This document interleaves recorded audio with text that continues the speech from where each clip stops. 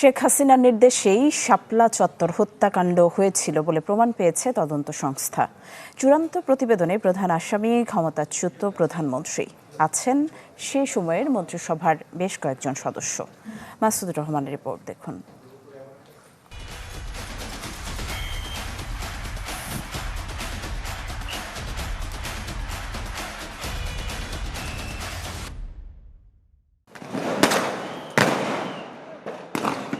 2013 সালের 5 মে দিনভর উত্তেজনা ও সহিংসতা ছড়িয়ে রাতে মতিঝিল শাপলা চত্বরে জড়ো হন হেফাজতে ইসলামের নেতাকর্মীরা। তাদের দমনে ইন্টারনেট ও বিদ্যুৎ বন্ধ করে রাতভর গুলি ও নির্যাতনের অভিযোগ ওঠে।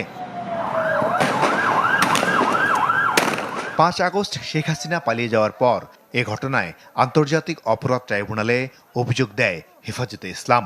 অবশেষে আলোচিত সেই ঘটনার তদন্ত শেষ হয়েছে, যা যাচাই বাছাই শেষে ট্রাইব্যুনালে দাখিল করা হবে 21 জুলাই। 2013 সালের 5 মে শাপলা চত্বরে যে মানবতা বিরোধী অপরাধ সংঘটিত হয়েছিল সেই মামলার তদন্ত ইতিমধ্যে শেষ হয়েছে। যে রিপোর্টটি খসড়া রিপোর্টটি যাচাই বাছাই চলছে। আগামী 21 তারিখ থেকে ট্রাইব্যুনালের বিচার কাজ আবার চলবে। আমরা খোলার সাথে সাথে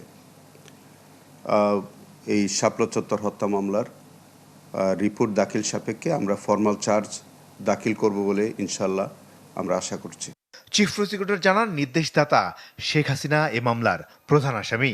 এছাড়াও সাবেক স্বরাষ্ট্রমন্ত্রী মহিউদ্দিন খান আলমগীর, আইজিপি হাসান মাহমুদ খন্দকার, তৎকালীন র্যাব প্রধান মুখলেসুর রহমান, ডিএমপি কমিশনার বেনজির আহমেদ, পুলিশ কর্মকর্তা হারুনুর রশিদ, বিপ্লব কুমার সরকার, সাংবাদিক মোজাম্মেল বাবুসহ মোট আসামি 28 থেকে 30 জন।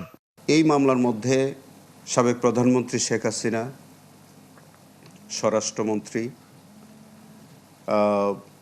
কয়েকটি বাহিনীর প্রধান সহ কিছু সাংবাদিক